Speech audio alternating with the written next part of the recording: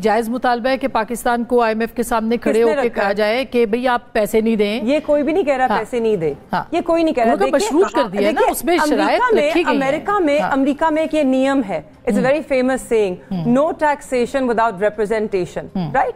वो अमेरिका में रहते हैं, वो सारे अमेरिकी हैं। तो ये अमेरिकी सोचे ना, why Pakistanis Pakistanis who are Americans and they have an American सोच, वो एक अमेरिकी इदारा है और उसमें सोच क्या है ये कोई पाकिस्तान के खिलाफ नहीं है। साहब का लेटर पढ़ा है जो उन्होंने लिखा है? जी बिल्कुल मैंने पढ़ा है और उसमें कोई ऐसी गुफ्तगू नहीं है जो गलत हो।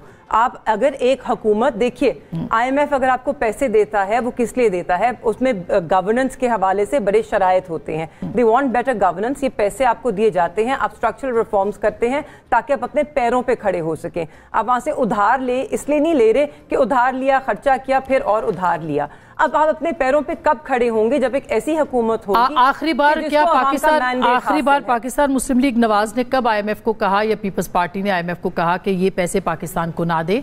आपके दौर में भी मुआशी मुश्किलात थी, हमारे दौर में माशी मुश्किलात थी। और इन्होंने उन एक चीज पे सियासत की। इन्होंने ऐवान में खड़े होकर कहा हम मुस्तरद करते हैं IMF प्रोग्राम को। इन्होंने हमारे खिलाफ बयानिया बनाया कि पाकिस्तान को बेच आए हैं IMF के हाथों। इन्होंने IMF के प्रोग्राम की ठोक मुखालफत की, ऐवान में भी की, 3 दफा लॉन्ग मार्च की। इन्होंने उसको महंगाई से जोड़ा, इन्होंने 3 दफा हुकूमत को गिराने की कोशिश की। तो please let's put an end to this कि हम बड़े अच्छे बच्चे हैं, हम तो सिर्फ पाकिस्तान के लिए जो मफाद में होता है वो करते हैं। अगर इनको पाकिस्तान की इतनी ही फिक्र होती ना तो ये पाकिस्तान के मैंडेट पे डाका डाल के यूं बज़िद ना बैठे होते। अच्छा, मगर दो उन्होंने कहा कि एक जो पाकिस्तान के अंदर तहरीक इंसाफ है वो मुख्तलिफ है।